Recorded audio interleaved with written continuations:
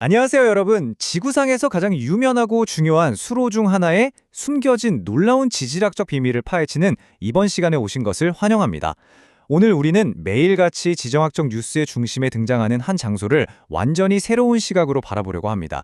바로 수천만 년에 걸친 지구의 움직임이라는 렌즈를 통해서 말이죠.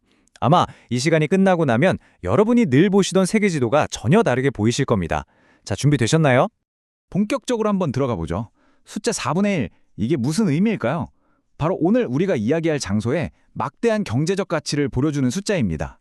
전 세계 바다로 운송되는 석유의 무려 4분의 1이 폭이 겨우 50km밖에 안 되는 이 좁은 병목 구간, 호르무즈 해협을 통과하거든요.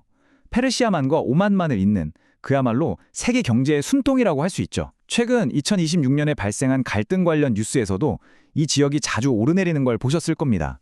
우리는 이런 복잡한 정치적 분쟁의 어느 편에도 서지 않지만 이 아슬아슬하고 좁은 수로가 막혔을 때 세계 경제가 얼마나 취약해질 수 있는지는 아주 명확히 알 수 있습니다. 그런데 여기서 드는 의문 하나, 도대체 왜 하필 여기에 이런 좁고 위태로운 해협이 생겨난 걸까요? 자, 첫 번째 파트입니다. 거대한 대륙판의 충돌. 그 해답을 찾으려면 지정학은 잠시 내려놓고 땅속 아주 깊은 곳에서 일어난 지질학적 힘을 들여다봐야 합니다. 시계를 약 3,500만 년 전으로 훅 돌려볼게요. 당시 남쪽의 아라비아판과 북쪽의 유라시아판 사이에는 테티스해라는 고대의 거대한 바다가 있었습니다. 그런데 아라비아판이 슬금슬금 북쪽으로 이동하더니 유라시아판 밑으로 파고들기 시작한 거예요. 지질학에서는 이걸 섭입이라고 부르거든요. 이렇게 거대한 두 지각판이 쿵 하고 합쳐지면서 그 넓던 테티스해는 지구상에서 영영 자취를 감추게 됩니다. 더럼 대학교의 마크 알렌 교수가 이걸 설명하면서 기가 막힌 비유를 두 가지 들었는데요. 첫 번째, 정면으로 충돌하는 두 대의 자동차를 상상해 보세요. 두 판이 꽉 부딪히면서 지각이 압축되고 위로 확 솟아오르는데 이게 바로 이란 남부의 웅장한 자그로스 산맥을 만들었습니다. 두 번째 비유는 휘어지는 자입니다. 아라비아판을 유연한 플라스틱 자라고 생각했을 때 그 끝에 산맥이 생겨버린 유라시아판이라는 엄청나게 무거운 짐이 얹어지니까 무게를 못 이기고 지각이 아래로 쑥 휘어버린 거죠. 웅장한 산맥이 솟아오름과 동시에 바로 그 옆에 깊은 웅덩이가 파이면서 훗날 페르시아만이 될 거대한 함물지가 탄생한 겁니다. 정말 완벽한 설명 아닌가요? 이어서 두 번째 파트, 해수면 상승으로 태어난 해협입니다. 자, 움푹 파인 웅덩이가 생겼다고 쳐도 그게 바로 지금 우리가 아는 바다가 된 건 아닙니다. 빈 웅덩이를 물로 꽉 채운 엄청난 기후변화의 과정이 있었거든요. 타임라인을 쭉 따라가 보면 이해가 쉽습니다. 3,500만 년 전의 대륙 충돌 이후로 시간이 한참 흘러서 약 2만 년 전 마지막 최대 빙하기 시절만 해도요, 페르시아만은 물이 너무 얕아서 사람들이 그냥 걸어서 건널 수 있는 곳도 있었습니다. 저 위쪽 티그리스 강과 유프라테스 강이 호르무즈 해협 근처까지 쭉 흘러내려왔었죠. 그러다가 거대한 얼음들이 녹기 시작하는데 불과 1만 5천 년 만에 전 세계 해수면이 100m 넘게 훌쩍 상승해버립니다.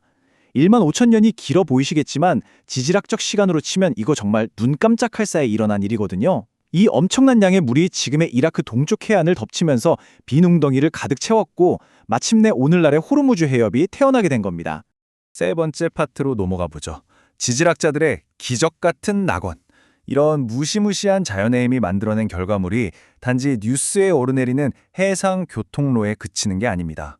암석을 연구하는 구조 지질학자들에게 이것은요, 그야말로 지상 낙원이나 다름없습니다.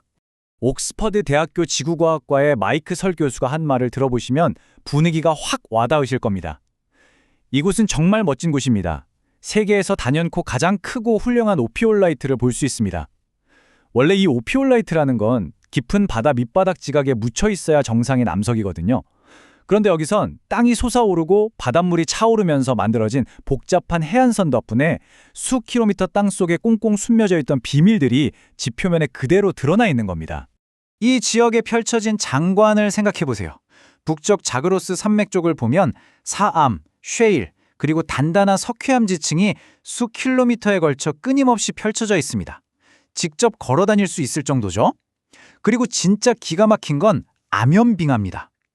대륙이 충돌하면서 땅을 어찌나 세게 쥐어짰는지 저 깊은 곳에 있던 소금 덩어리들이 압력을 못 이기고 위로 퍽 솟아올라서는 산비탈을 따라 진짜 빙하처럼 꿀럭꿀럭 흘러내립니다.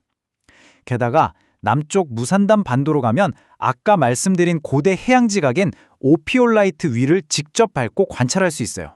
이건 뭐 살아 숨쉬는 거대한 지구 해부학 교실이라고 해도 과언이 아닙니다. 네 번째 파트, 거대한 석유 매장층이 형성된 이유입니다. 자, 이제 다시 우리가 사는 현실로 그 엄청난 경제적 부와 직결되는 이야기로 돌아와 보겠습니다.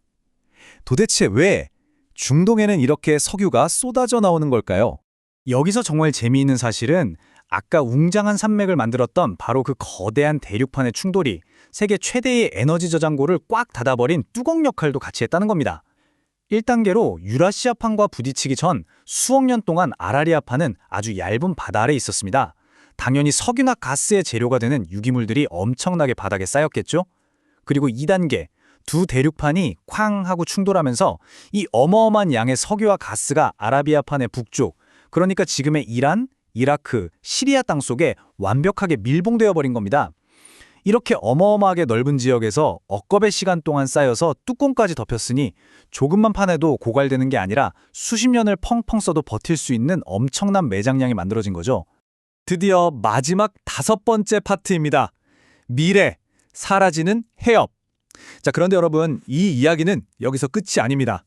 지금 전 세계의 경제를 쥐락펴락하고 있는 이 절대적인 지정학적 요충지가요, 지질학적 관점에서 보면 아주 임시로 생긴 지형에 불과하다는 사실, 상상이 되시나요? 마이크 설 교수팀이 2014년에 발표한 연구를 보면 놀라운 사실이 나옵니다. 해협 남쪽에 있는 무산단 반도가 지금 이 순간에도 맞은편 자그로스 산맥을 향해서 1년에 몇 밀리미터씩 북쪽으로 계속 이동하고 있다는 거예요. 다시 말해 3,500만 년 전에 시작된 그 대륙의 충돌은 아직 안 끝났고 지구의 엔진은 여전히 맹렬하게 돌아가고 있다는 뜻입니다. 설 교수는 아주 단호하게 말합니다. 호르무즈 해협은 서서히 닫힐 것입니다. 그렇다면 잠깐 멈춰서 상상해 보시죠. 전 세계 바다를 건너는 석유의 4분의 1이 지나가는 이 좁은 수로가 두 대륙이 완전히 맞붙어 버리면서 영원히 사라지게 되는 그 엄청난 지리적 변혁의 순간은 과연 언제쯤 찾아오게 될까요?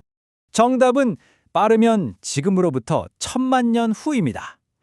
어떤가요? 맥이 좀 빠지시나요? 매일 아침 글로벌 경제 위기다, 국제 분쟁이다 하면서 우리를 바짝 긴장하게 만드는 이 해협도 지구라는 행성의 장엄한 시간표 앞에서는 그저 찰나의 순간에 불과합니다. 지질학이 우리에게 가르쳐주는 가장 큰 매력이 바로 이런 깊고 넓은 시야가 아닐까 싶네요. 인간의 시간과 지구의 시간이 교차하는 이 놀라운 장소에 대한 오늘 이야기가 여러분의 호기심의 불을 지폈기를 바랍니다. 앞으로 뉴스에서 호르무즈 해협 이야기를 들으시면 오늘 보신 이 지각판들의 장엄한 춤사위가 떠오르지 않을까요? 그 좁은 바다 밑에서 지금도 꿈틀거리고 있는 지구의 거대한 맥박을 말이죠. 끝까지 함께해 주셔서 감사합니다.